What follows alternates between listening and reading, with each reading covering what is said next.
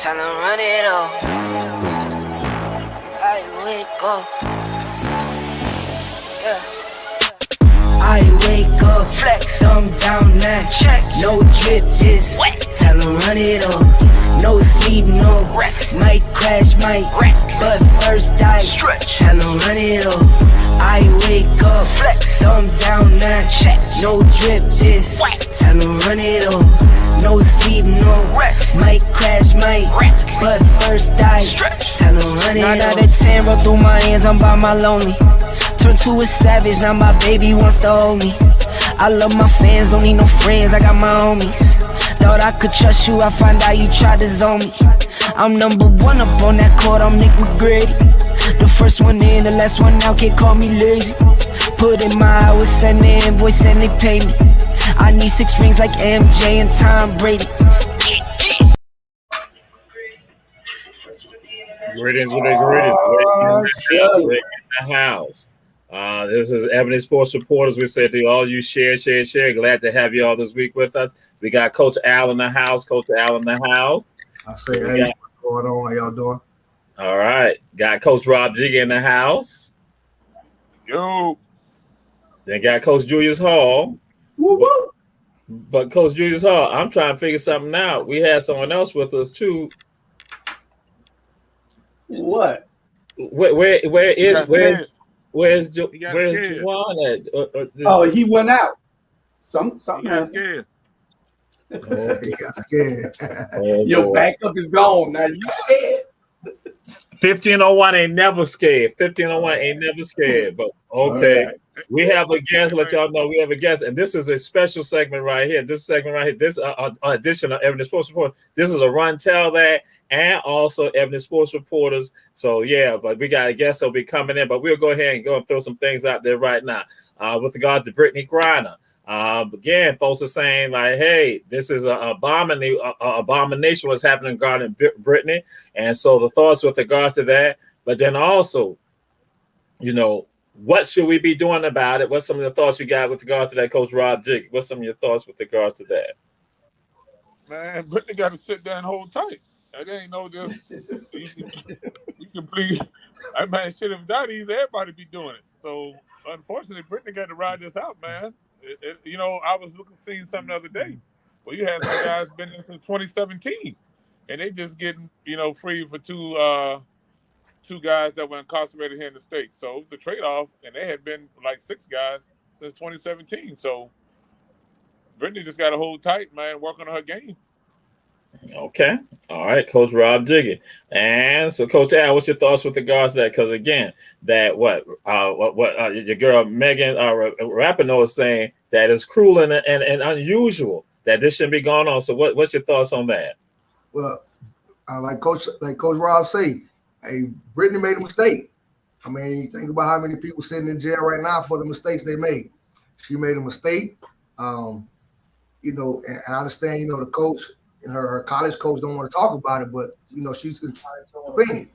You know, as a professional, I think she's wrong, but she's entitled to her opinion. But Brittany made a mistake. She got to hold tight. She got to sit until they get it right. All right. And Coach Julius Hall, they say that is unfair, the silence that's going on with regard to Brittany. Do you think it's some silence that's happening with regard to people not speaking up on behalf of Brittany? Of course, there's too much silence everywhere. The whole world is too silent on it.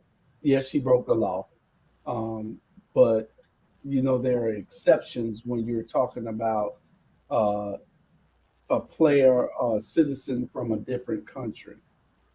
Sometimes we trade out prisoners, so I don't understand why that hasn't happened already. Yeah. And unfortunately, she got a whole lot of people ahead of her. Exactly. and the trade-off is not even. You know, who they trying to trade off for is nowhere near. Having the butcher. Right. Yeah, she got to get in line. She got to get in line. Yes, sir. And keeping with the WNBA, because one of the greats of WNBA, Tiffany Jackson, she passed away. with regards to she had been battling breast cancer, had basically been a survivor, but then it came back. She was 37 years old, if I'm not mistaken. And again, we could go and throw, our prayers to her family and our thoughts and our condolences to that. And also, Coach Bernard Brown informed us that his daughter's godmother passed away. And so again, our condolences to Coach Bernard Brown, who will normally be with us, and also to the family of the godmother. And so we now move on to this right here. You coaching, excuse me, not that you coaching, that you're in California and you got your football team having an auction of the black football players. What's your thoughts on that, Coach Julius Hall? What a slave go for these days? What? I mean, think about it. These people are auctioning off slaves of football as slaves. And they suspended the whole team. I guess they need but I would expect that in Kentucky, Alabama, Mississippi, but California. I don't know. I'm just speechless with that. It's just and this is why we need critical race theory, so these kids can understand that this is something that you don't do.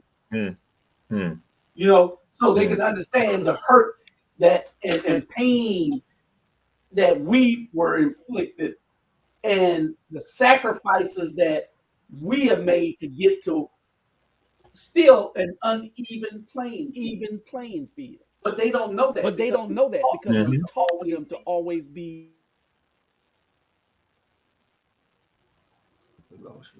Yeah, no, I gotta plug the thing up. Y'all still on? Yeah, we're still on. We just lost Julius, so yeah, you are froze up, right, brother. Yeah, and so we'll move on to Coach Al. What's your thoughts with regards to that? Well, I'm gonna have to play the devil's advocate on this one. Honestly, I don't see anything wrong with it. The problem is, I mean, if you look in the news, you got Kanye West wearing a White Lives Matter t-shirt. So, I mean, it makes it seem like it's okay. And these kids see it, they're doing it, and I don't see a problem with it. I mean, until we address the biggest issue, we got people that's influencing these young kids. And until we address the big issue, it's gonna continue to happen.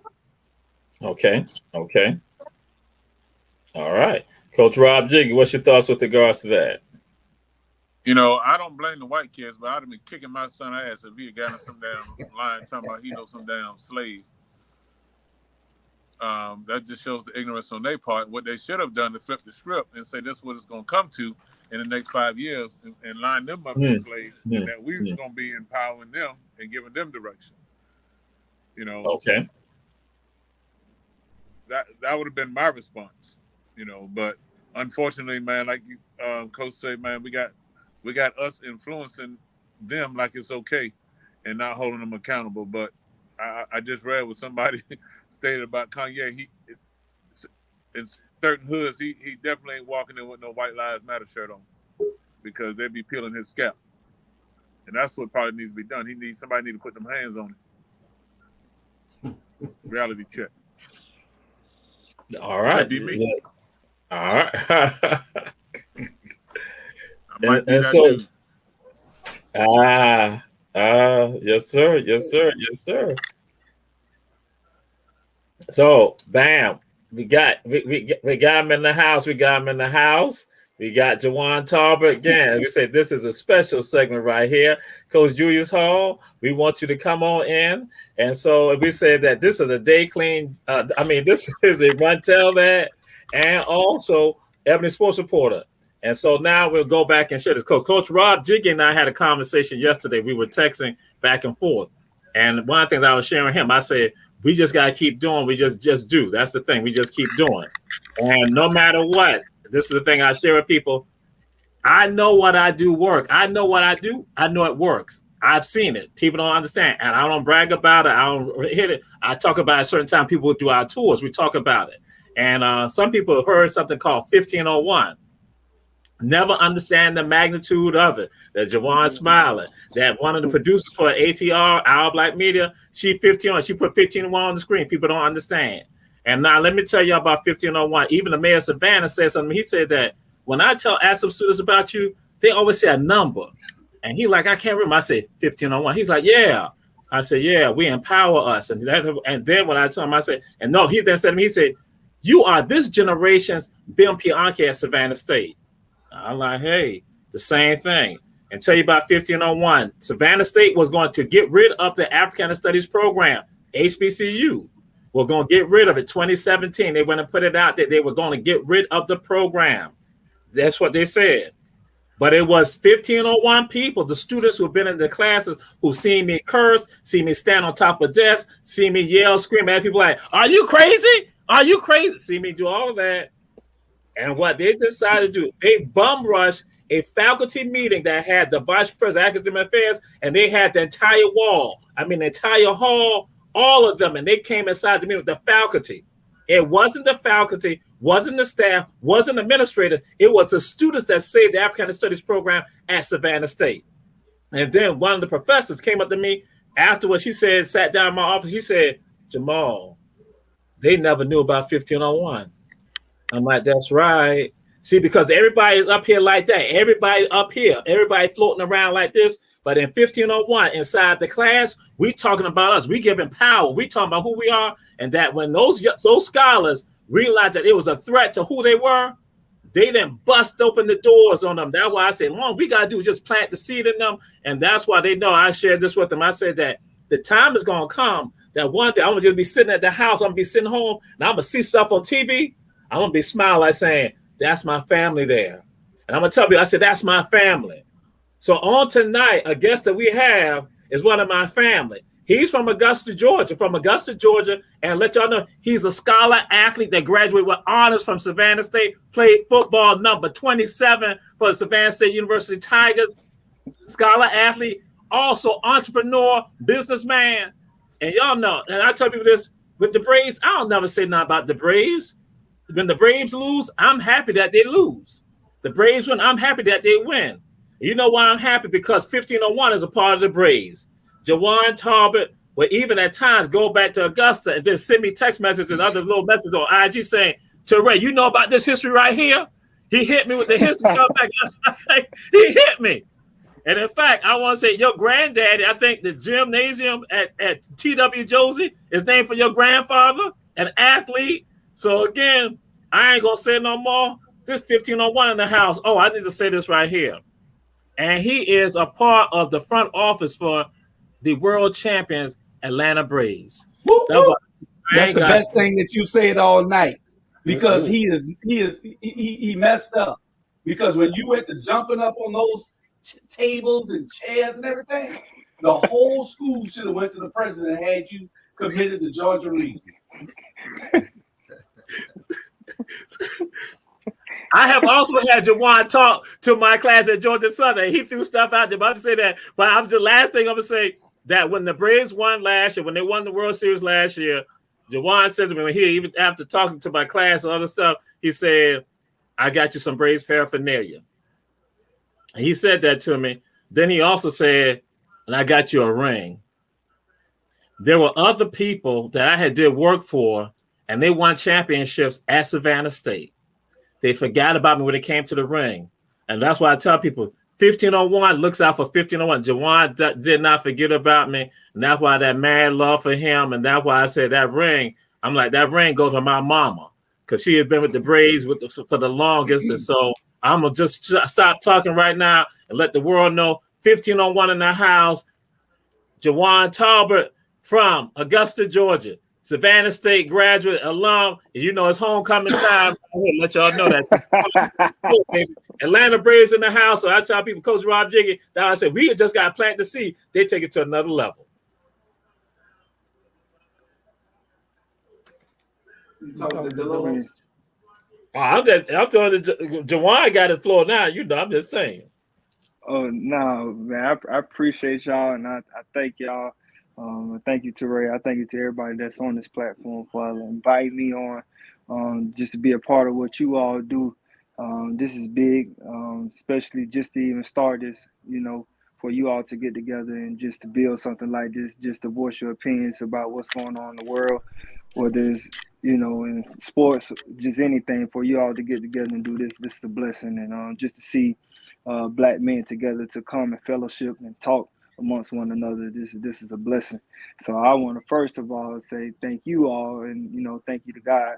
And just I'm very humble and appreciative to be invited on. And Teray, when you hit me about this and invited me on yesterday, I said no doubt I got to make it, and come and talk to you. Anything for you, and just everything that you did for me in 1501. So it was that definitely, the first day I got in your class, it definitely woke me up. So I was woke that first day, and from that point on, I knew I had to get myself together and get on the right track in order to be able to receive the things that I want, receive the things that I have now, and be able to do the things that I want to do even from now and in the future. So I just want to say thank you for that wake up call, and thank you all for this platform that you all are putting out here into the world. Hold on. I'm gonna take. Oh God! Oh Lord! Oh boy! I say thank you for that. Because you would not be who you are if it wasn't for me finding him. I found Jamar Torre at Savannah State in a corner crying, and I named him Jamar Torre. I had to give him a new name. See, the girls wasn't digging it. His name was CL. And so I changed his whole name, gave him a swag, everything. Then the girls started liking. Hey, man. You can thank me. All right, now. I had forgot we had Coach Julius Hall on here. I forgot. So, and Jawan, let the people know where are you, what you do, and again also put it out there with regards to your company too. Like Jamal said, I'm from Augusta, Georgia. Born and raised. I love it. I call it, home of the Godfather, aka we call him Homeboy. Everybody knows James Brown.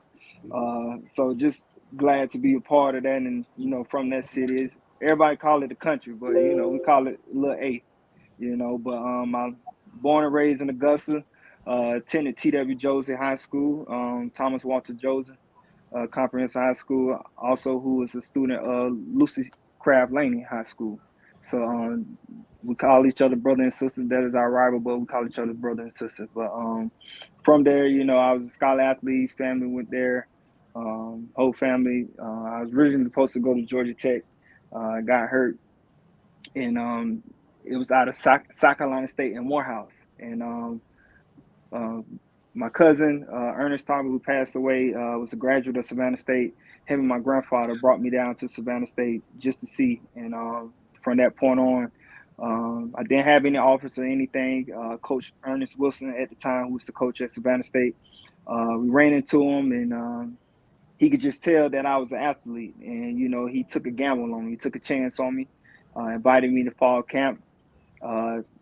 Pretty much my uncle and my grandfather, they pretty much told them I was coming. I haven't even decided yet whether or not I was coming to Savannah State. They just said, yeah, he coming. So when I got back to school, I said, well, I guess I'm going to Savannah State. And then at that time, I looked at their schedule to see who all they played. And I didn't know they was D1 at the time. So that was, the lack of knowledge that I had at the time of Savannah State, and not even know. I knew of Savannah State, and I knew everybody from Augusta, went there. And I was like, I don't want to follow everybody else. But not knowing that the fact that they were Division I, that they are the oldest historically black college, public black college in the state of Georgia. So just to be a part of that history and know that, I said, yeah, I got to go. And when I got down there, it was definitely a wake-up call. I think I was about to quit my first day of practice. I really was. I was about to head back to Augusta. And but I think what did it for me, just, continue to stick it out, knowing that I come from a tough background, and knowing that, I got thick skin, and, the way my family raised me, I stuck it out through fall camp, and got through it. And it was a blessing because everybody out there was on scholarship, and I was a walk-on, and, walk-ons don't get invited to fall camp. So just to be there and be a part of that team during that time, that was a blessing. And I knew I had to maximize the opportunity and take advantage of it.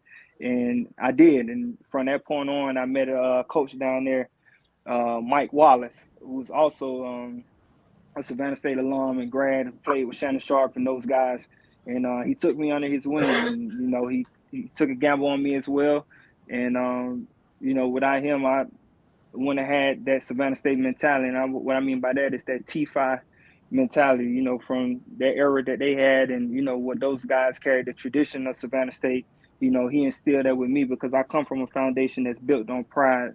Just from Augusta and the high school I attended, we believe in pride, and just to have a Savannah State alum as a coach and on the coaching staff to give me the history about what Savannah State represents, what it means to be T5. That was a blessing. And I just took all that information and, he led me and then I followed. And from that point on, I proved to him and showed him that I wanted to be there. And, I started as a walk-on freshman. So from that point on, I just took off. What a lot of people don't know is as my senior year, get ready to graduate. Coaches told me that I wasn't going to have a pro day. I had an excellent senior year and junior year, and coach told me that we wasn't going to have a pro day. So, here it was. I was training, getting ready for a pro day, and then when the coach told me that we wasn't going to have one, that's when I stopped working out. I stopped getting prepared. I stopped, going to the workouts, the weightlifting. At this point, I said, man, I'm graduating.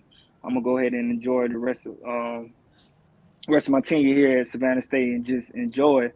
But before that, Sterling Stewart, who was our athletic director at the time, took me up under his wing as well. He's a big part of where I'm at today, and I got to give him a lot of credit because he really woke me up. And he told me my sophomore year, he said, man, when you going to get serious about what you're going to do in life? Because he was like, you're not going to be here long. And I was like, Sterling, man, man, I'm having a good time. I'm in college, I'm trying to enjoy this. And here it was during basketball season. That's after football season, basketball season. And, during that time, we like to get fresh, look good for the girls, come to the games and stuff like that. And he's like, man, when you going to get serious about what you want to do? And it stuck with me. And then that night I said, man, I got to get the experience and go out here and try to get an internship. And that's when I joined his sports management club and started soaking up the information with him. And, my wardrobe changed. My wardrobe went from wearing, designer brands to now wearing a Savannah State polo and khakis to a game and, just being serious about what I wanted to do. And he gave me an opportunity and took me to the Celebration Bowl, to the NFL Career Forum, where I met NFL executives, team executives, and, just kind of asking them, picking their mind, like what it takes to work on a professional level. If I always said if I didn't play, I always wanted to be on the business side of it. So here it is, the opportunity is right in front of me where he don't granted me that. And thankful to the Celebration Bowl and the MEAC for what they did for even allowing that, giving that opportunity to us college students to come and soak up the information and get an understanding of what it takes, because everybody can't make it to the NFL. But long story short, I wasn't going to have a pro day. I decided to go on spring break down to Orlando and went with my friends. And, down there I was, of course, drinking. And I get a call out of nowhere from my strength coach. And he was like, man, you got a pro day this Saturday at Kennesaw. And at that point, I was, just distraught, like just, stressed out, because here it is. I was getting prepared. And now, I stopped. And now the opportunity is here. An opportunity I've been waiting for since I was a kid. And, it's here now. And, at that point, I had to drive from Orlando. I had to drive back to Savannah State to pick up my gear. Then I had to drive from Savannah to Augusta to Atlanta. And at this point, it was me and my uncle, and I told him, I said, Uncle, I'm just going to let the chips fall where they lay. And I had a decent workout, but I could feel the alcohol. I could feel the unpreparedness. I could feel just everything that was just coming out of me. And I said, man, I messed up. I missed the opportunity. And, and I tell any kid this day, never stop getting prepared. You believe in something, you go after it, stay ready. You ain't got to get ready. And pretty much, I told myself, God, you give me another opportunity like this, I never mess it up. And, after that, I went back home. I graduated, came back home, was at my grandmother's house. I went through post-college depression. Just was on the couch, Didn't nobody want to give me an opportunity, didn't want to get a job. So I said, I'm going to make an opportunity for myself. And that's when I went into business for myself and started a clothing line called FOS, Fashion Athletic Urban Society, which represents God, family, and the hustler's mentality to go and get it while chasing your dreams and turning them to reality. And then at that point, I was still searching for a job. I went to Charlotte, looked for, I had 3 interviews. And all 3 interviews, they offered me the job. And I said, nah, this is not really what I want to do. I really want to work in sports. And I took a gamble. I came to Atlanta to a career fair, and I took a step out on faith. And all the teams were there, the Braves, Falcons, the Tennessee Titans, everybody was there. And I was finna get ready to go because it was so packed. And at that point, I went and got in the Braves line.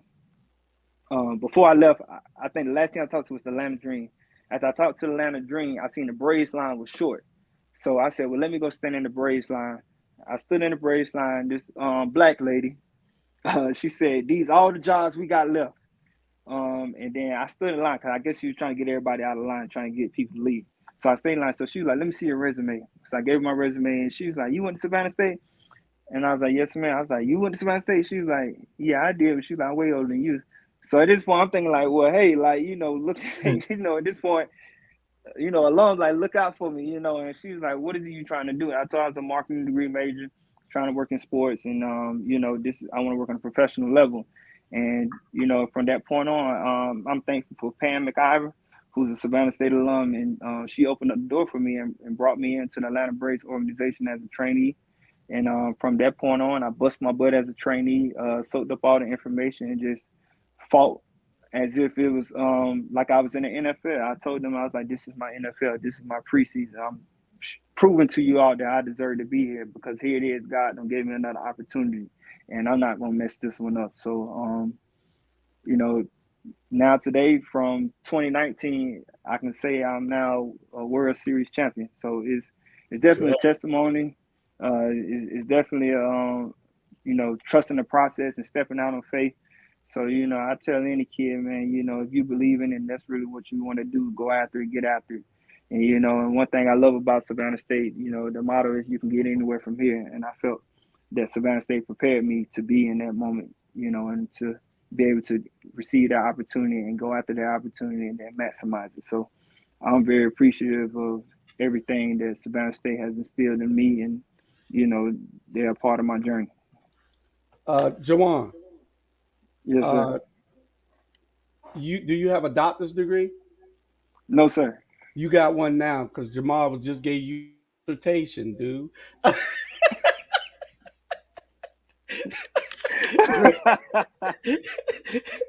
Great story, and it showed your perseverance, and we're so proud of you, especially coming out of Savannah. We're gonna forget about Augusta and all those schools and everything. You out of Savannah, 1501, and right. That's just so great. But we're gonna see how great you are with all these topics Jamal got for us tonight, and see whether you really just talking about the Braves. See, I'm the biggest Braves fan on here, even with you. I'm the biggest Braves. I've been a Braves fan since a little boy, and so see, you just happened to get in the short line. And got lucky with the job. I was a Braves fan before that, so let's go. Okay. So this one right here. Oh, go ahead, Coach RG. What you were saying? Just so he know, in 1986, basketball season, Beach High School, we came there and we told T.W. Josie ass cutting, because that game was like at 1 o'clock in the afternoon. And your best player in the class of 86 was talking so much trash. And I told him, I said, boy, it's going to be a long day for you. So every time he went to the bench, I walk over there and tell him, they don't do this in Augusta. This is what we do in Savannah. We talk shit to you when you're on the bench, because we don't get tired here. And after the game, he said, man, I ain't never had nobody play no defense on me, even when I was sitting on the bench. I said, that's how we roll out here. So I know all about it, because we brought it back my sophomore year at Josie. My grandfather, Tebow, he's kind of like the legend, like Jamal said, the gym name after him, but he's like, I want to go back to Savannah. He's like, I want to bring that back, the Beach and Savannah High Classic between Josie and Laney and Beach and Savannah. And I remember I remember the first game. He said, y'all think y'all from the hood, but he was like, we going down there to Savannah. Y'all finna see. Y'all finna see. We was like, man, we're from 15th Street. We ain't worried about it. Okay. Man, we got down there. We got down there, and he was like, the band gonna be in there. It's gonna be loud. All this. I said, man, we ain't worried. Man, we from Joseph. We ain't worried about that. Like, man, it was wall to wall in there. We familiar with all of the same. Grilled out. We was like, okay, we got to play tonight. Like it's one of them nights. You know what I'm saying? So, and the crazy thing about it was we went all the way to the fourth quarter. And they was like, we gonna fight y'all after the game. So we was like, well, dang, we gotta win the game, and then we gotta fight after the game. So it is what it is. We prepared, we ready. But no, we enjoyed it, man. We enjoyed coming down there. And matter of fact, when I first got to Savannah State, that's what they called me. They used to call me Joe. They was like, what's up, Josie? I was like, what's up, man? So, it's familiarity with that. So I tell you what, young man. Hey, that was an awesome story, man. And I love the way you presented it and present yourself. But just remember, it's gonna come a time where you're gonna run into you. You're gonna run into you, and you remember that all those people that took you up under their wing and led you in the right direction. Be that guy to lead that you into the same direction that you were led. I mean, and we're gonna get to a topic on here, and basically it's what I'm saying is don't forget where you came from and who helped you, because that opportunity gonna present itself to you. Could be sooner than you think. Quick, fast, in a hurry. Yes, indeed. So we're throwing this out here. Why is everybody? You finished, Coach Al? I don't. You finished? I'm done. Okay. Why is everybody being fired? You got Wisconsin doing firing. You now got, again, basically HBCU coaches. They're under the heat, and we already saw what happened in Nebraska. And also now Prairie View even fired the AD, athletic director. Why is everybody being fired mid-season, and what does that do to the team? Coach Coach Al, we go to you first on that. Well, I'm gonna tell you, I looked up a little bit about Paul Chryst. I mean, this guy's 67 and 26 overall. This guy got 3 top 15 finishes. But in college football today, you got to win. You have to win. And even when you go to start talking about the HBCUs, you're talking about even the small schools, every team is good now. Every team want to win. And if you don't come in winning, your job is on the line until you get there. So nobody is safe right now. Nobody. All right. Coach Rob Jiggy, what's your thoughts on that? Again. I need one of them jobs so they can fire me for $85 million. I'll raise my hand. Thank you, Jesus. For real. Where do you sign up so you can get fired? But, man, when Alabama sets the standard, and now you got Georgia coming up, you got Ohio State, they got a transfer portal, they got kids playing 4 games sitting out, waiting to come back next year. They got NIL. I mean, you got a whole lot going on in college sports, not just football, but basketball season at the start of the year. It's going to happen. But the young people actually have the advantage now. And if you know the history, this shouldn't be a surprise. They planted a seed. Northwestern football players planted a seed maybe 10, 15 years ago. And that's how the athletes had the opportunity to get food, because they said, "Hey, we are at Northwestern, and we're not getting fed properly." And then in 24 hours, they were scheduled to play a national televised game, and they said they was going to boycott. And within 24 hours, every kid in America could eat food 24 hours a day. That's what happened. And that was a quarterback of about 5 or 6 brothers at Northwestern that say enough is enough. And now here we are, kids can get food. They actually have a say-so. And at Missouri, they threatened to fire the AD and the coach before they're scheduled to play Georgia. And they fired them. The athletes are not afraid to step up. So it's just the beginning of young people saying, hey, man, we got to go out here for these practice, get our butts whipped. And these coaches making $20 million and they leave us out to dry. They transfer, go to another, where they leave and go to another job, and we stuck with the baby. So we got to get ours now while we can, while we're healthy, get our degrees, and then, empower each other. So I'm excited about it. Unfortunately, Paul Chris was a good guy. He wasn't going to win in the Big Ten. I mean, he would about like every 5 or 6 years, but with Ohio State rolling, Michigan rolling, I mean, that's the cream of the crop. And then he's in the same division with those two powerhouses, and he can't get the kids now. That's what happened to Nebraska. He can't get those type of kids from South Florida and Georgia now. So it's going to be interesting when the Pac-12 schools join the Big Ten with USC and UCLA. It's going to get worse, and I say within the next 3 to 5 years, it's just going to be a super conference of those SEC and the Big Ten, and everybody else going to have to find their way. All right. So, Jawan, what's your thoughts with regard to the firing that's happened mid-season with ADs and also head coaches? What's your thoughts? And how does that impact the team, you think? It impacts them a lot, honestly. Just even here in Atlanta, Georgia Tech coach just got fired. So, and I know one of the coaches personally on that staff, and I'm worried about him because he hasn't even moved his family here yet. And that's how scared his wife is to even move back to Atlanta, because she don't even know if he's going to be here next year. And he just got here this year. So you don't know if the new coach that's going to come is going to keep him. So now she's like, I'm definitely not coming, because you just don't know. So to me, I think it affects not only the school and the coaches, but it affects the players, because now those players have to not get adjusted or get their mind prepared. Well, hey, should I enter the transfer portal? Or, hey, I'm still going to come back next year, and am I going to have to adjust to another coach? So it's a lot. It's very mind-boggling. And the biggest thing is like you always, you got to win.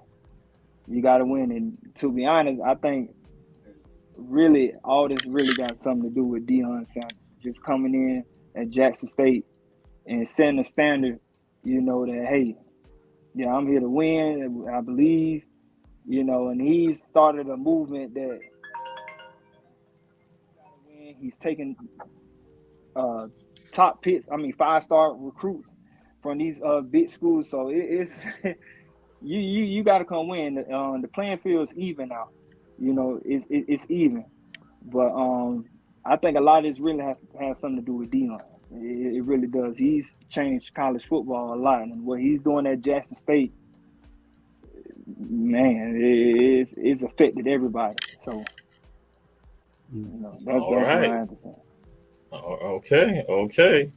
And we'll roll with this right here. Coach Julius Hall, what's your thoughts on that? Well, in college football, there are no friends. Period. Y'all know that. The only problem I have with it is that it sets a bad example for the students, not just the players.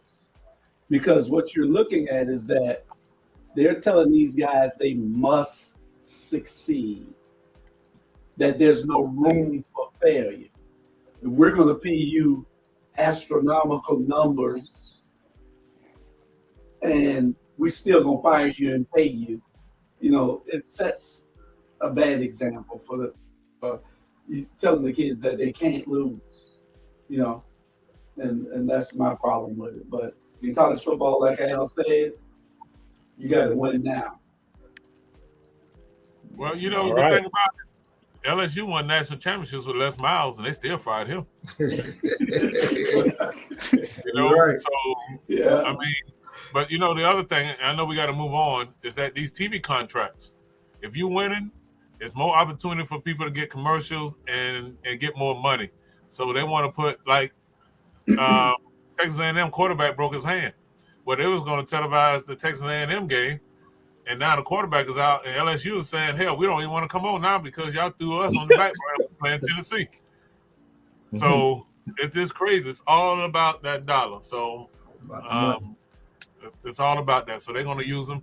And if they wouldn't have paid Jimbo $85 million and buy him out, I mean, that's all you need to know. All right. So we now move on to the Victor Wembanyama stakes right now. Everybody want Victor. Coach Julius Hall, what's your feeling? What's your thoughts with regard to that? Because he and Scoot Henderson played the other night, and again, bam, the stakes are on for Victor Wembanyama. Wembanyama. They're not even gonna be able to say his name. I ain't get that one. He probably gonna be a bust. He can play, but he probably gonna be a bust. You know, you get over here and he playing against the best players in France. France usually have good teams, but he'll probably be a bust over there. Everyone I come from over there, come over here, usually be a bust because our players step it up because they don't want that foreign player to outshine him. I seen him play. He all right. You got Tony Parker, you got Luka, you got Joker, you got Giannis. So you see what's happening now. It's now global. So Coach Al, what's your thoughts on this, Coach Al? I tell you, I've been to over 32 different countries. You know, I was military. So I done seen sports, you know, all across the world. There's no other country with players as good as we are here in the United States. All those players that Mr. Hall named, Coach Hall named, they came here, they got better. So, I mean, we get that guy over here, he'll get better, but he's not as good. He's good. You know, you're always good, you know, when you're the big brother. You know, so he's over in the other country, he's a big brother. You know, he's looking really good, but when he get to athletes that's better, he's just an average player.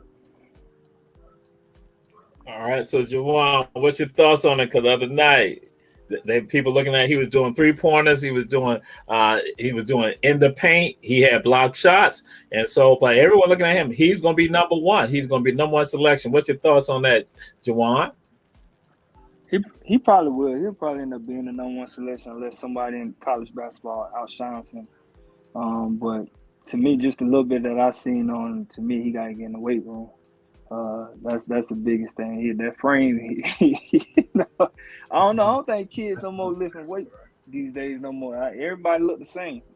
You know, everybody got the same figure these days. I know when I was coming up, it was all about everybody want to be big, and now these days these kids just, you know, they whatever their body is, that's what it is. You know, that I don't think they believe in lifting weights no more. So to me, I think in order for him, you know, to really be a dominant player, especially coming over here, he's gonna have to get in the weight room.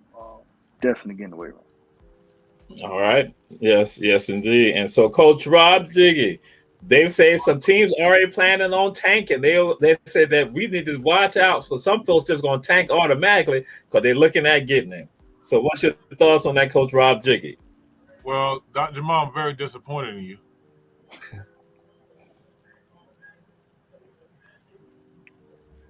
I'm not frozen. Oh, I thought you was frozen. No. Dr. Jamal, I'm very disappointed in you.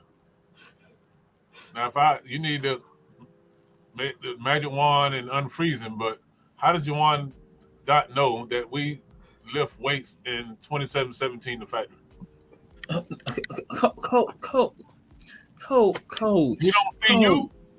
He don't see you. Coach. That's an extra 45 on your back. That's an extra 45 on your back with push-ups. Coach. All right, Coach. No longer Coach Rob Jiggy, Coach DeLoach. But I thought that was a good segue for you now to go say, Juwan, check this out. My son JJ, who went to Jenkins High School, who now you know VCU, that he's trained. Then also Lamont came back on yesterday. So I'm just saying. So Coach Rob Jiggy. I ain't gonna say every kid, because there's kids out here they are in the weight room, but it just don't try to clean it up now, bro. His ass. No. Because I do gotta clean it up. Oh Lord. You know, what I was getting at was kids, especially the Augusta. I'm gonna say Augusta. Where I'm from, Augusta, the inner city kids. you know, they're in the weight room, but it's not showing. And it's due to lack of nutrition. It's due to, you know, that household and their surroundings and what's, you know, what their friends are doing. You know, there's no one to motivate them. And of course, like you said, Coach Hall, it's the cell phones, it's the video games, it's the music. You know, they want to look like they rapper. You know, they don't want to look like what's the guy from LeBron James and the guy from the Seahawks. They don't want that. They don't want that bill. You know, they're not taking pride in getting 2 lips in or, you know, eating right, the bread, the water, you know. So it's just, you know, when I'm looking at football player, you know a football player when you look at him. You know a basketball player when you look at a basketball player. But back when I was playing, basketball players was thick too. So, you know, it's just, I think certain kids are not taking pride into that weight room. That weight room take you to where you want to go. Weight room save lives. Like hopefully save Dr. Jamal's life next week. And he's saying the same thing that you said, Coach. What you said, they can't be eating McDonald's. They need to eat real food. He just said that nutrition. So I should be straight. So go ahead, Coach Rob Jiggy. Go ahead. Now, you know, he's from France, so he's not eating oxtails and rice and greens and beans and all that. So, I mean, he's 7'4" with an 8-foot wingspan. I mean, he's shooting the deep tray, and the game is evolving to a European-style game where, you know, everybody wants to shoot the three ball.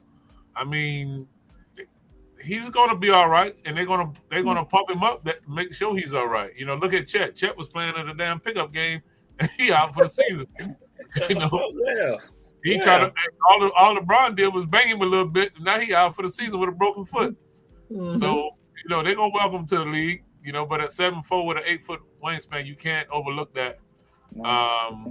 You know, so we'll see. You know, the jury's still out. All right. We were going to go on to with regards to the cheating, even fishing and chess and all that, but we're going to skip that. We're going to go to Coach Al. Coach Al, there appears to be a quarterback controversy in Dallas. What's your thoughts on this quarterback controversy in Dallas right now, Coach Al? There's no quarterback controversy in Dallas. Let's go ahead and clear that up now. There's no quarterback controversy in Dallas. Dak gives Dallas the best chance to win. Bottom line up front. I mean, their next 3 games, they got the Rams, they got the Eagles, and they got Detroit, who's playing great football. There's no, I mean, hands down, Dak gives them the best chance to win. I mean, who do you want going into those next 3 games? Cooper Rush or Dak Prescott? No quarterback, no quarterback controversy. Okay. And to the Dallas Cowboy fanatic, sorry about that, Coach Rob Jiggy, quarterback controversy, aka known as Jerry Jones. So everybody 27-7, they know him as Jerry Jones. There is no controversy, quarterback controversy in the Big D. You know, Cooper Rush is serviceable. He's doing what he's paid to do, be a backup. Don't make mistakes. Keep it simple. The problem is that teams haven't had a chance to scout Cooper. So keep it very vanilla in offense. And the defense is one giving Cooper a better chance to be successful because the field position. You know, when you got defense out there, and I mean, they bringing it right now.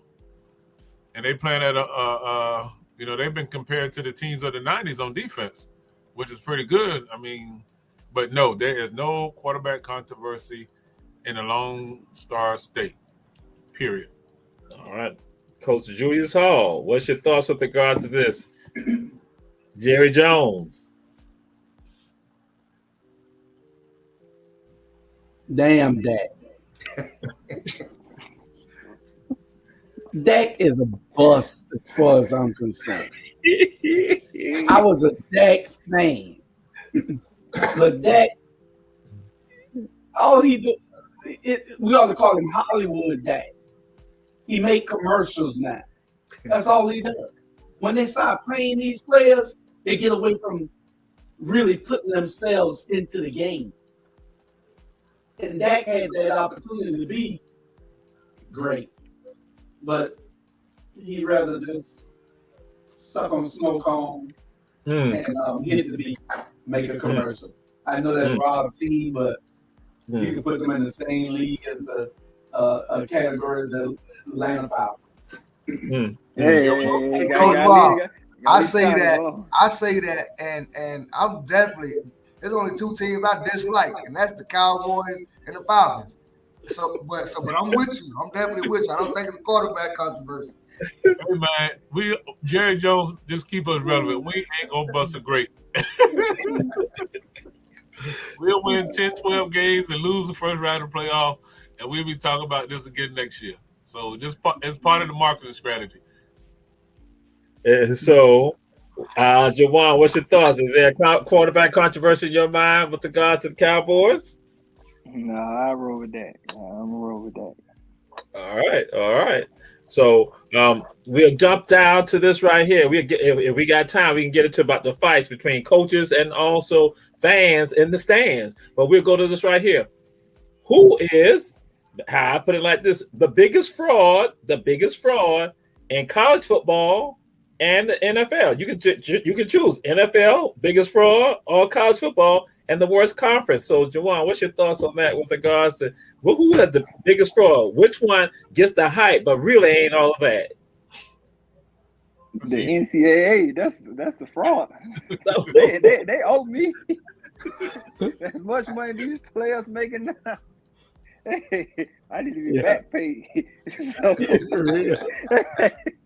I think they owe me for 4 years. So, but it's the NCAA. To the TV deals, to just the sponsorships, to the behind the scenes checks that they receive.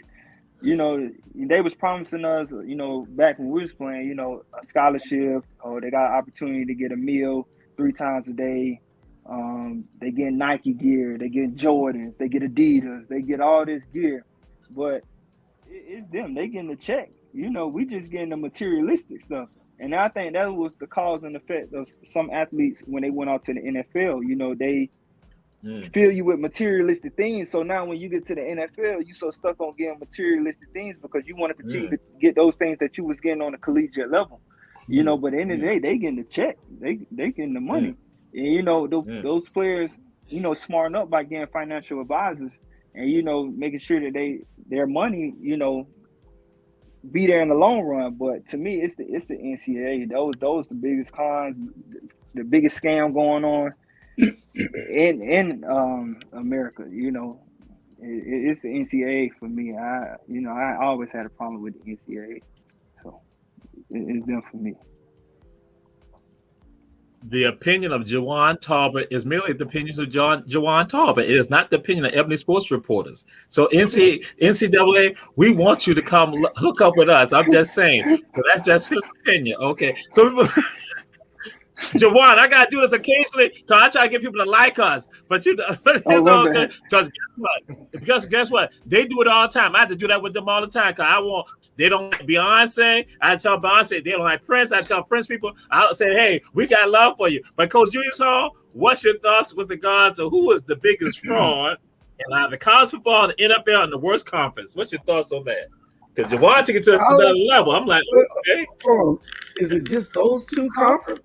Two leagues, college football or the NFL? Yeah, that was and he said the worst conference. Yeah, who's the biggest fraud? Oh, the biggest fraud is in Major League Baseball, but okay, because everybody playing your Dodgers is a fraud, and because the Braves gonna win it all again. But I say Alabama is the biggest fraud, and they're gonna be exposed. I don't know how they get so darn lucky. They say Georgia was lucky last weekend. It was, but Georgia will be back. Alabama, the biggest fraud, and college football is for not paying Jawan his 4 years of back pay. All right. So, Coach Al, who's the biggest fraud, college football or NFL, and the worst conference? Listen, sir, you just told Mr. Talbot that you want people to like us. So I'm gonna let that question ride. I'm gonna do the disclaimer anyway. I just do the disclaimer. I just let them know. I'm gonna let that question ride. You know, I'm gonna let I'm that saying question we rock do that. because I have to agree with some of the people on this show, you know, that I'm not gonna mention, Mr. Tolbert. So yeah, I'm gonna let that one rock. No, I'm just saying that we do that because I gotta let the people know that again. So you know, when we go get the advertising, they'll be like, "Oh yeah, Torrey, they're gonna say that." See now you gonna make me gonna say it's called a strategy. So just go ahead. You got the thought. So yeah, it's a strategy. So yeah, but we're gonna edit this part out when I say it's a strategy. They ain't gonna know that. It's gonna be a clip. Just going right on. Yeah. I mean, if you want to ask me that question, I think in college football, the SEC is the biggest fraud. That conference. I mean, I love the SEC. My Florida Gators play in the SEC.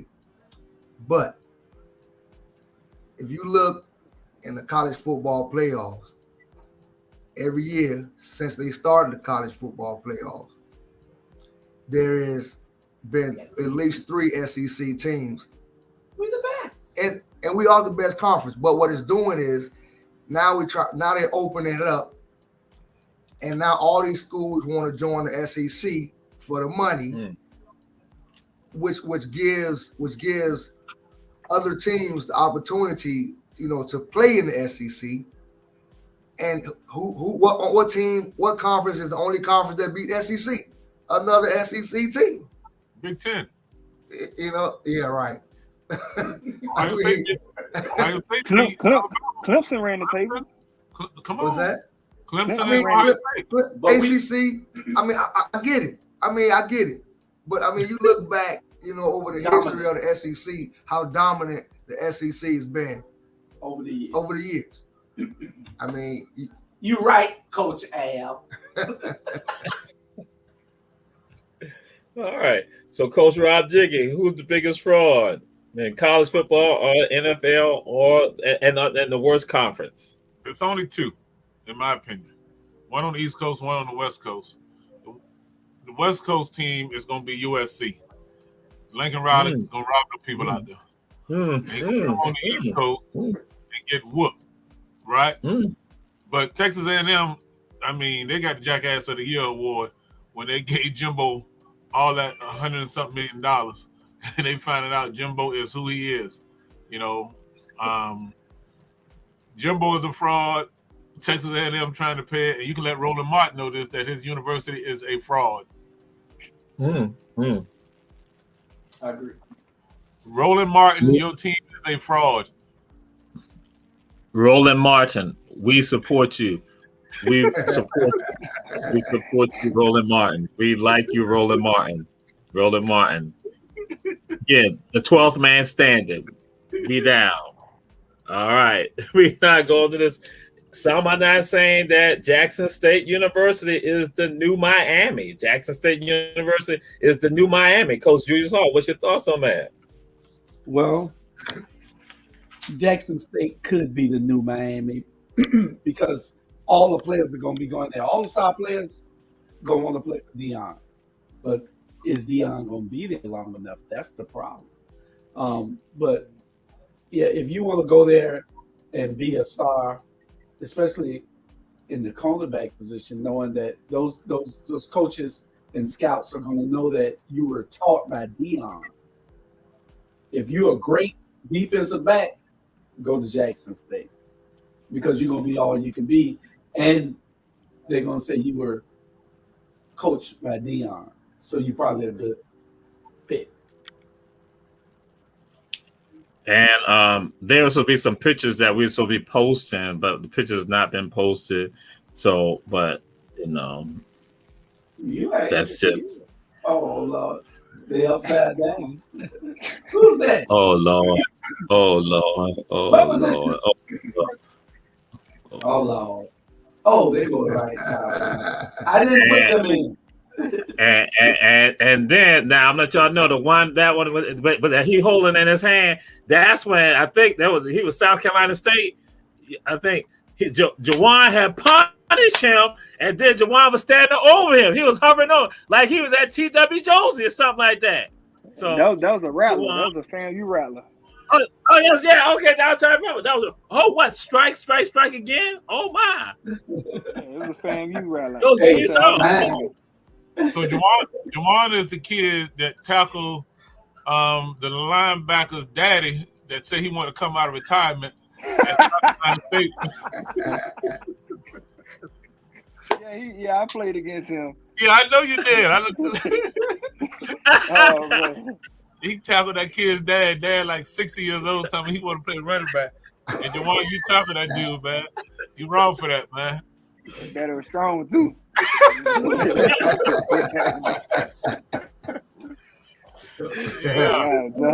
Yeah, I don't forget. Man. When you was on the team with Isaiah. So Yeah. I took Isaiah to his pro day in Kennesaw. Oh wow. Okay, Yeah, okay. Isaiah used to train with us at the 27-17. Got you. Yeah, I just talked to him. Yeah. Tell him you met Coach Rob. And there's another guy that played with y'all. He ended up going with the Cleveland Browns, played DN. Banks. Yeah, Banks. I took both of them to their pro day at Kennesaw. Yeah. Those great guys. Isaiah's my brother. That's a best friend. Definitely a brother of mine. Yeah, but we got the video next time you come on. I'm gonna show it where y'all was gang tackling somebody's granddaddy on the field in South Carolina. Oh man. Yeah, I gotta see that. So Jawan, is JSU the new Miami? What's your thoughts on that? Yeah, it definitely is. He's setting the foundation, as far as recruiting, bringing those rappers there. Just the whole movement of him getting behind the hip hop culture. He's taking what he did in the 80s, the 90s, and adding it to Jackson State. And Jackson State is already here. He took it beyond to where it is. Because, Jackson State is one of those prestigious HBCUs, that's always mentioned. So now that you added Dion and then the marketing that he's bringing behind it to get these players seen, it don't get no better than that. It's the Mecca. It's the Mecca of HBCU. It's the Mecca of I want to see what they're doing down there. I want to know what's going on down there. So that's why you're seeing everybody follow him on Instagram or follow the team on Instagram. They want to know what's the latest going on with Jackson State, what's going on with Dion. So he's getting those guys down there based off his marketing expertise of what he done in the past with these sponsorships and just adding to his guys and giving them that repertoire, that swag, so and everybody want to be a part of a winning team, and that's what he's doing. I felt bad for him in the Celebration Bowl because what they don't know is that the MEAC is the SEC of HBCUs, and it's a run-heavy conference, and you got to be able to come up and hit in the MEAC. So I ain't mean to get off topic, but those guys, they got checked back into reality in the Celebration Bowl, and I think this year you're seeing a different Jackson State. You're seeing them finish more games. You're seeing them, just being sharp, in everything that they do. So I think, Dion know what he's doing. He know the type of players he wants. I don't want to go there, but he only taking the best of the best, and that's my take on this. All right, and Coach Rob Jiggy, what's your thoughts with regards to Jackson State, new Miami? Miami what? Miami who? The Miami Hurricanes from the 80s and the 90s. You got to be more relevant because the Canes is down. I'm a Florida State guy, so the hell with Miami. but what Dion is doing has already been done. So I don't get excited because it's not history. It's already been done. Eddie Robinson did it for a long time. So yes, Dion is maybe the new Eddie Robinson is coming back and bringing black college football back, but it's already been done. Southern, has done it. So, but Jawan, you are a young kid, just out of college. What happens to those kids that were there at Jackson State before Dion? What you think happened to them? I want to say transfer portal. I'll answer it for you. Yeah. And what happens to those young men that came with a dream to graduate from college and play football at Jackson State? And then now you bring somebody at Dion's level, and then he's going to get kids from Alabama, Tennessee, Georgia. And what happens to those young brothers like you come from small towns in Mississippi that were just happy to be at Jackson State. So the flip side of that, it's a business. Yeah. And just speaking of that, Coach Rob, my coach told it my junior year, and what people didn't realize, the offensive coaching staff was white, defensive coach staff was black, and everybody on the defensive coach staff played in the NFL, and they told us straight up in that defensive meeting, they said, "Look, this a meat market. Yep. They use us up, they use you until we don't need you no more." Exactly. So when you get an understanding of that, ain't no love. Ain't nothing. It's a business. So get that in your mind. My seat ain't promised next year. And that's why I try to tell these players, these up and coming players, ain't none of this promised. Even what I'm in today, the sports industry, ain't none of this promised.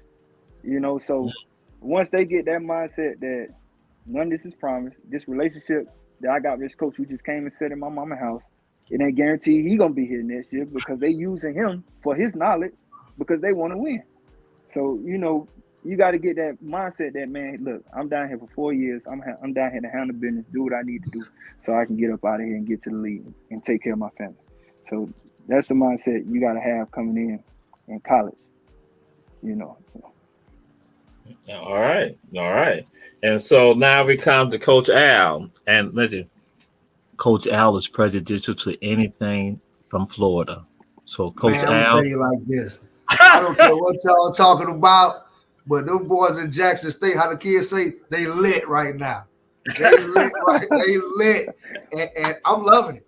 I'm loving it. I mean, it's that atmosphere. It's an atmosphere. When you got that atmosphere, it doesn't matter who's there. It don't matter who the coach is. It don't matter, who it is. When you got that atmosphere and you lit and you ready to play and you crump, they ready. They lit. Dion just added to that. He added, that he brought his aura. He brought his teachings and the things that he's done to the school. But they lit in Jackson State right now. That's just what it is. Could he have done that at Savannah State? He could have done that at Savannah State. He could have done that at FAMU. They lit in Jackson State. That's what it is. I think Shannon could have come and do the same thing at Savannah State. Yeah. But he's not going to leave ESPN. But I think if he decided to go back and coach at Savannah State, I think he would have the same effect as Dion. And I think if Jerry Rice went back, and even if Michael Strahan went back, it would make college HBCU football very much interesting, because now it's like, instead of everybody being D2 or D1, I would say we all just go in one conference. It's one conference. It's East, West. Yeah. Them white folks ain't about to let that happen. No, they ain't. No, them dollars involved. No. That mean everybody going back home to HBCU. That mean you just pick a spot and we line it up. Yeah. Then Jackson State playing Alabama. It's a whole different ball game. They not letting that happen. Yeah. And so we will just throw something out there. Coach Julius Hall says something. The coach at Benedict, who plays Savannah State, played in Columbia. He is a former Savannah State Tiger who also applied for the job to be the head coach, and he is dominating SI. Yeah, that's what we want to throw out and say that he applied and. So here goes Savannah State football player, a Savannah State alum, who was winning at Benedict right now. I told folks when he did that on Thursday night, I said I knew he was loving that, because he's like, yep, y'all didn't want to hire me, and look at where y'all at right now. And so he goes to Fort Valley and spoils Fort Valley's homecoming. Just let y'all know that. So that's why we're going to move on to Coach Al. We're going to throw this out there, Coach Al. Darius Leonard, who played for South Carolina State, now with the Colts. He brought the Marching 101 to Indianapolis. What's your thoughts on that? And then also gave them $20,000. What's your thoughts on that? That's what I was getting at earlier when I was talking to Mr. Tober. That was awesome. That was awesome. That guy didn't forget where he came from.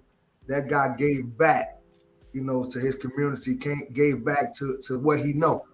So that's why I say, there's gonna be a you that approach you, and how you handle it. And if more players, I mean, there's a lot of millionaires in the world, but we have, poverty, we have homelessness, we're dealing with that type of stuff. I mean, not forgetting where you came from. I mean, that could bring a lot of that to to a halt. So just remember, you're a young guy, just getting out of college, you got your foot, you're trying to go, bring somebody with you. Take somebody with you. You're gonna run into a youth, and that's why now when I talk to these kids, I explain them the things that I've been through, where I've been, and where I'm at now, and I teach them and tell them, how to get there. You know, my only thing I ever wanted to do was be a juvenile probation and parole officer, but I thought to myself, in that job, by the time they get to me, it's too late. They're already in trouble. They already been in trouble. But now I reach them before that. So give back to your community at all costs. Whether it's just putting on a seminar, getting 5 or 6 explaining to them how to get where they need to be. It's the small things that you can do. But Leonard, that was an awesome gesture. I mean, that was great. That touched. Yes, indeed. Yes, indeed. Just to let everyone know, we got 16 more minutes, and before we be shutting down. And so, Coach Rob Jiggy, what's your thoughts with regards to Darius Leonard and what he did with regards to South Carolina State marching 101 coming to Indianapolis and showcasing him and also giving $20,000 to him? Hey, that's big time, man. That's what it's all about, and like Coach Al said, we would hope that more guys would do some of the same things because, I mean, you talking about planting some seeds in some young African American, Negro, Black men and women. That's what it's all about. And I mean, kudos to him, man. I actually gave him a shout out on Twitter. I actually became a follower of him. I talked to Mo Alley Cox, who plays on that team, and told him, man, get a brother some love, man, because hey, at the end of the day, man, he's gonna be he is already a legend at South Carolina State, but man, that just take it to a whole nother level. So yes, sir. We get in those positions, man, Juwan, and that's what Coach Al was saying. You get in that position, man, you reach back and you plant seeds, and that's what and you see it. Yeah. And I mean that's what it's all about at the end of the day. Relationships matter. Now we come to one who is going to be a little prejudicial. Coach Julius Hall, the marching 101 from South Carolina State, was flown out to Indianapolis by Darius Leonard, an alum of South Carolina State who plays for the Colts. What's your thoughts on that, Coach Julius Hall? We know it's going to be hard for you because it's the marching 101. I'm going to keep it brief. He did what he was supposed to do. We love that. All players that get drafted, they owe the schools a debt. The schools taught them. The schools did what they were supposed to do to get them to the next level. They should give back and pour into these students. But my problem is you shouldn't be asking us that. You should be asking the Tennessee that. You should be asking Kanye that. Asking Michael Jordan that. What did they get? Michael Jordan just give away some damn turkeys on Thanksgiving. That's all he wanted to do. Give away some damn turkeys. But you want to charge somebody $700 for them bum shoes that he get made for $2.50.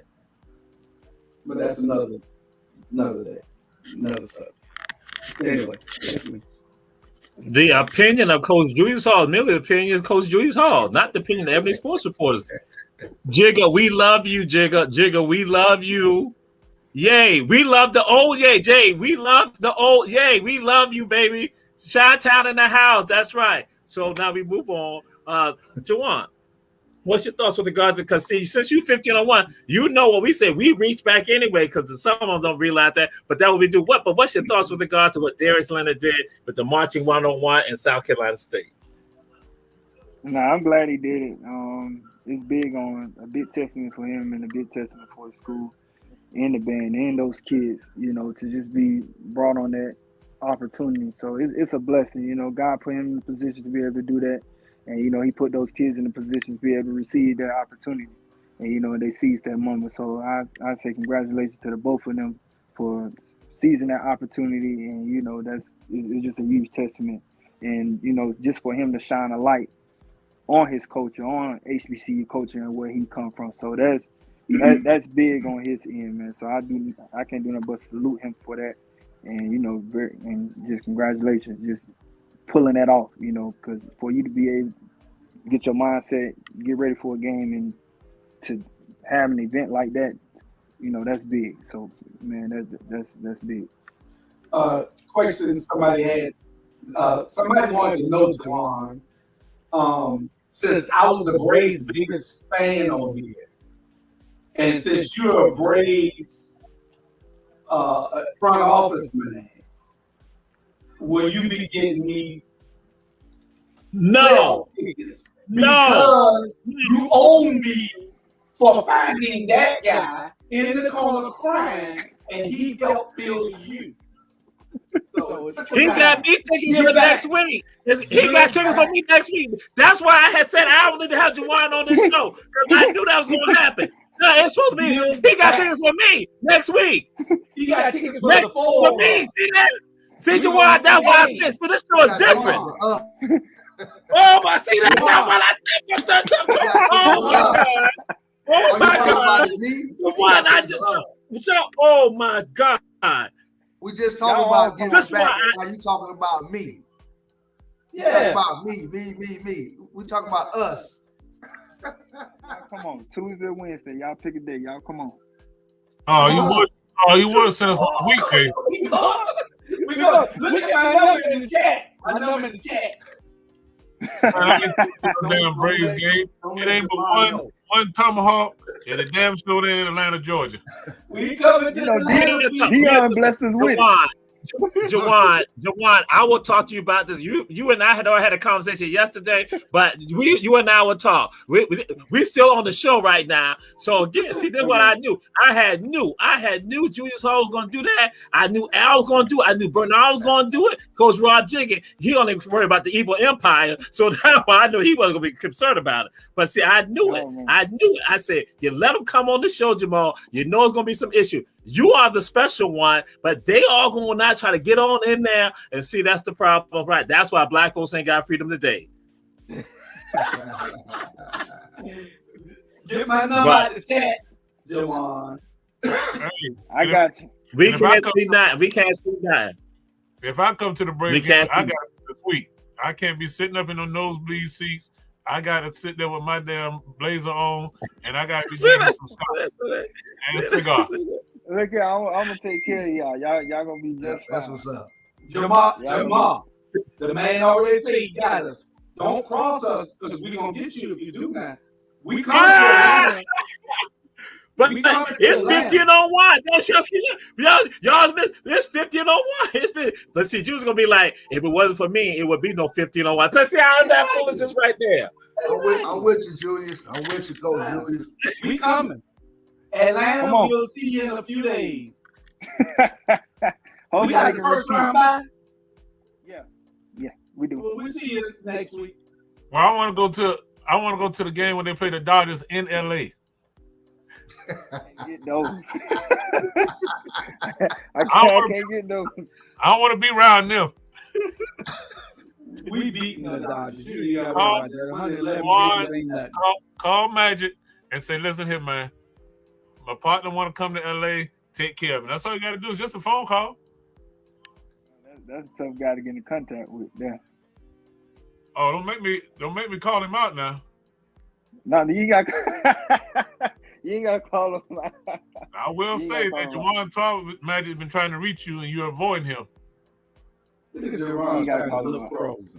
Right. Yeah, don't look sharp. Not Jamal. Don't worry about it. I want my tickets in LA. And y'all Negroes can have Atlanta. He is not frozen. I can see you moving. Oh man. Juwan, that's why I was afraid. Juwan, I was afraid to let you come on the show, with them. That's why I was afraid. I had some thoughts in my mind. I thought we were going to be able to escape. And I see we're not able to escape. No, I tell anybody, because anybody that comes to the game, man, I if they let me know they want to come to the game, I bring them to a game. Like it ain't don't let them know that. Don't let them. Don't let them. No, no. Thank I'm God a Bernard crazy ain't here right now. fan. Hey, it's good, man. Like, you know, I want people because I want people to see what I see. You know, I want people to get the experience that I get, and it's a beautiful experience. You know, and it's kind of my way of me giving back. You know, and I just want to see people have a great time. You I know, to got see that. I got one Mhm. question. I'm not a big baseball guy, but how many black folks go to baseball games? A lot, a lot. And I mean, Atlanta, in Especially particular. Atlanta. Especially in Atlanta. yeah, Atlanta is a heavy baseball scene. You got the Hank Aaron Classic, where they're trying to get more diversity, more black kids back to playing baseball. Then you got the 44 Classic. Um, you have so many showcases that we hold at the stadium for minority baseball. So I say baseball is very heavy in Atlanta due to Hank Aaron, due to Jackie Robinson, and that Hank Aaron Invitational. It's a game between Team Hank Aaron versus Jackie Robinson. It's from the top players from around the USA. So it's That information baseball. we don't. I never heard of it. Is why I'm asking. So how do we stay in tune with what's going on when we have young African American Negro baseball players that want to get in the game and want to be a part of something like that? What I do is I reach out to my community fairs and I send the information to Jamal Toure, and what we do is try to figure out how can we get those players, not any players you know right where, but just in the Savannah area who want to get back in baseball, who you believe, hey man, this kid got a potential coming out of high school or got a potential to being looked at by college scouts, and you know just shining the light on them. So I definitely ask community fairs, Simone, and get that information to Teray. And she's a HBCU alum, so she was a Howard grad. So we work very closely together. And one thing we try to encourage is HBCU night. We encourage people to come out to that night because we want to show them how powerful we are. And you know, the Braves is a team for Tennessee, North Carolina, South Carolina, part of Florida, Mississippi, Alabama, part of Louisiana. You know, so Braves country is big, and it's about 56 HBCUs in Braves country, just off those states.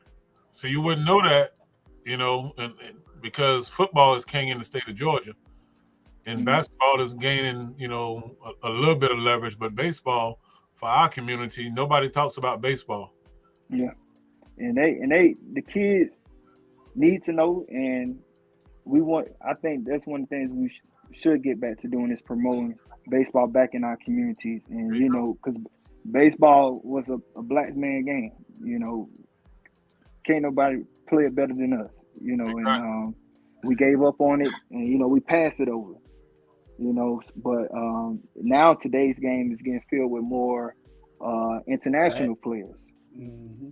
You know, and the Braves, you know, signed Atlanta local Michael Harris, and he's one of the kids who came through the Hank Aaron Invitational, and great kid, great family, Atlanta raised. Just it's and it's nice to see a kid from Georgia, a kid from the Atlanta area, and an African American kid out there, and just got a big contract. But just to see that should be very motivational. And he's a great kid, you know, just right head on the shoulders and got a great support system. So the last guy we had from Savannah that played for the Atlanta Braves is out of Garden City.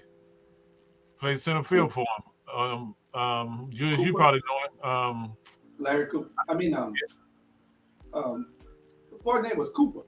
He'll Cooper. It's about 1,000 of them. He plays center field. So I'll tell you too, Coach Rob. So I umpire baseball. Okay. I've umpired, you know, high school, you know, all the way down to rec ball. And basically what it is they done took the baseball out of our community, and they made it so expensive to play with traveling teams now. I travel all of Southeast Georgia, umpiring baseball, umpiring girls fast pitch softball, you know, Brunswick, Waycross, Tifton, Valdosta, all of Southeast Georgia. And like I said, they made it so it's just travel baseball, and they made it so expensive. You know, I mean, I can't afford to send my kid every weekend, to this city, that city, So, and not only that, there's not very many black coaches. We was coming up, we had those coaches who would ride around and pick the team. We gonna meet here. If we can't make it to the park, we gonna practice in your backyard. We had those coaches. We had those type of community. But now you don't see it anymore. They're still playing baseball, but you just don't see none of us out there. Yeah, and baseball is not going away.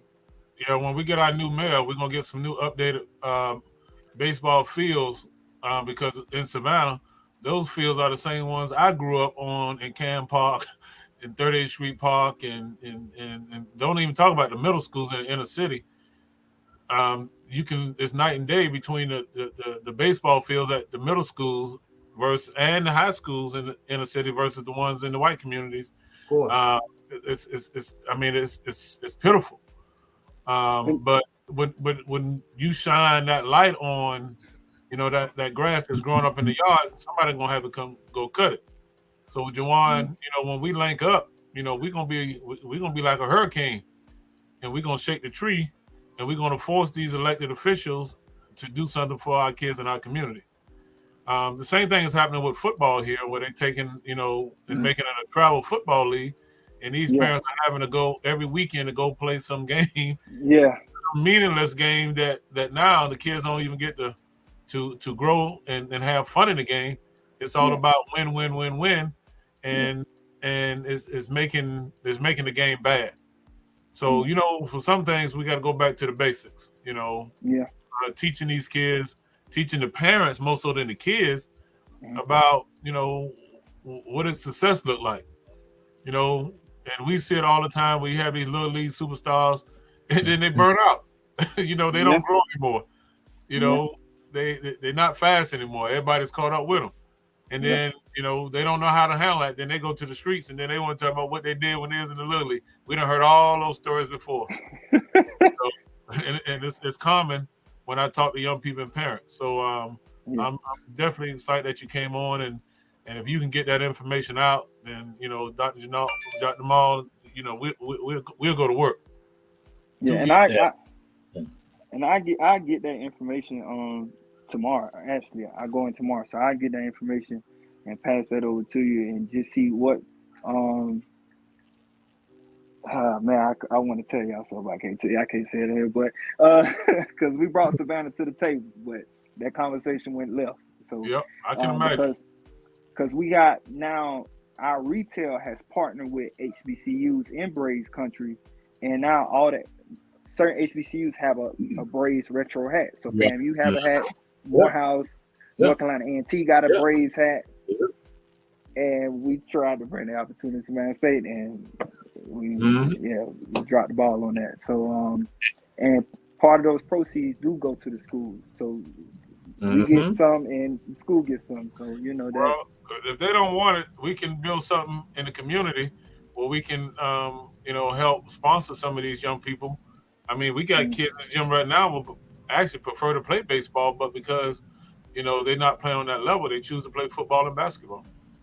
Yeah, and that's the thing. Like, our community fans, I definitely let them know that, look, we got a lot of kids that want to get back into baseball, especially in the black community, and it's needed. And I came up in an era where you played baseball, you left baseball, went and played basketball, you left basketball and went to football. You playing three sports in the summer, and you getting about 300 games in the summer, and it ain't no being in the streets. It ain't no, I'm going to hang with such. No, you at practice or you got a game. And I was a super athlete. I played tennis also, so I played all four. But just in case Jamal don't tell you what I want for Christmas is a nice Braves jersey. So, you welcome come on the show anytime you want. The time is up for the show. The time is up for the show. The time is up for the show. The time is up for the show. But I want to just throw this out there. Last year, I had Jawan talk to my class, and Jawan made opportunities for folks to do internships and other information he provided. But then guess what? The students who he said he gave them said it in the class, I passed on information. they didn't take advantage of it. And that's the thing. So when we talk about giving back, he understands that he's about that. And so that's why I got mad respect, mad love for him, and glad to have him on the show. And Jawan, this is why I really want to let you on the show, because this is the type of Oh no. they done latched on to you. They done latched on to you. But whatever information you give me, I'll pass it on, because Coach Rob Jiggy, that's what he's about. And that's why, again, because he got a lot to his story, and also his clothing line. What's your clothing line again before we get off? Because people need to support you and your clothing line. FAUS is FAUS, Fashion Athletic Urban Society. Represents God, family, and the hustler's mentality to go and get it while chasing your dreams and turning them reality. And you can follow us on Instagram at FAUS.3_. And that information again on Instagram is FAUS.3_. And then also right now, I'm not hiring manager, so our portal just opened for our trainee program. Our trainee program is a program for recent college graduates. I'm looking for, I coach you, HBCU coach. I try to stay true to where I come from, and I know how hard it is for a student from an HBCU to get an opportunity on a professional level. So that's what I'm looking for, an HBCU student, because I know the work ethic. I know, not saying that that's not happening at PWIs or anything like that, but I know what it takes in baseball, and I know what HBCUs, how they train us and train our mind, and we have tough skin. We know we can prevail. We know we can get through anything. So our portals are now open. So if you have or know any athletes who are looking to get into the sports business side of things, even if they don't make it professional, this is the opportunity right here. The portal is now open. They're now taking applications if they got a marketing degree. If they want to come in my department, stadium operations and security, I'm taking criminal justice majors, sports management majors. If they want to do ticket sales, if they want to be sales rep, anything like that, the trainee program is open. All you have to do is go on the Atlanta Braves website, up on the careers, and you'll see all the positions that we have for the trainees position. So if you know any student athletes or any college students from HBCUs who is looking to work in professional sports, this is the opportunity right now to go ahead and apply. They need to apply right now. Actually, it's on our website. So if they go on our website, go ahead. Unfortunately, my daughter's graduated from Ohio State with a finance degree. She ran track, 9-time state champion, 2-time national champion. He just said, "Come on." He just said, "Come on, Coach Rob." He just said, "Come on." That's how 51 operate. Now we said we don't be messing around. 1501. I try to tell Coach Hall. He don't understand why it functions like that. 1501 people say, "Come on." And so when she come on, we gonna do it. When she come on, that means you can't bother me, Coach Rob. You can't bother me next week now. He already said it, Coach Rob. Coach Jules, you start, I'm taking off the whole week. I'm coming up with a wife beater on. Tell her to come on. Like I said, it's nothing against PWIs or anything. I just know I was one of those students down in Savannah. I went to Savannah State with Shannon, so I know Mike Wallace. I always ask my AD, how do we get in contact with these resources? I didn't know we had 2 Savannah State alums already working for the Atlanta Braves. So how are we knowledgeable that we do have alums or HBCU alums that are in these organizations that we can reach out to and say, hey, I'm interested in sports, Yeah. But, regardless, you, like you said, you a Savannah State alum, but your daughter go to Ohio State, but you're a resource, and you now have a resource in the Atlanta Braves organization that you can reach out to and saying, hey, my daughter's looking to get into finance on a professional sports level. You have a resource now with the Atlanta Braves saying, hey, I can go to the finance saying, hey, this person just applied. I don't need you no more, Dr. Jamal. Dave. You out. Matter of fact, you gotta end this show too, Jamal.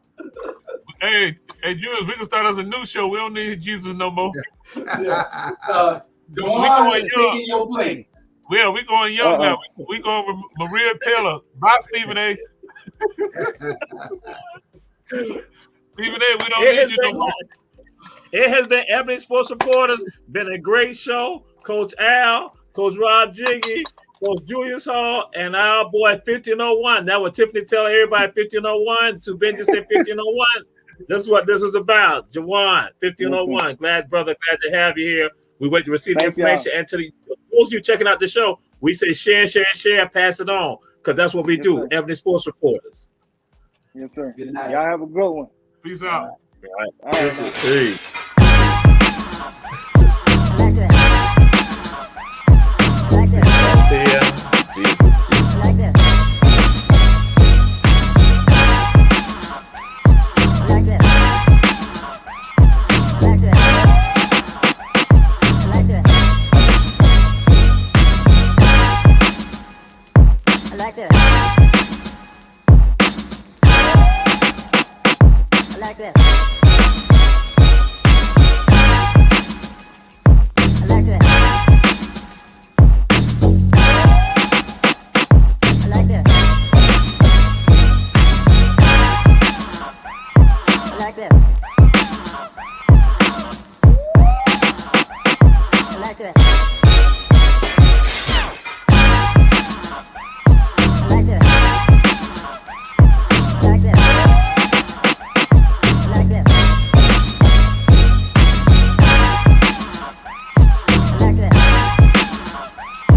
like that. I like that.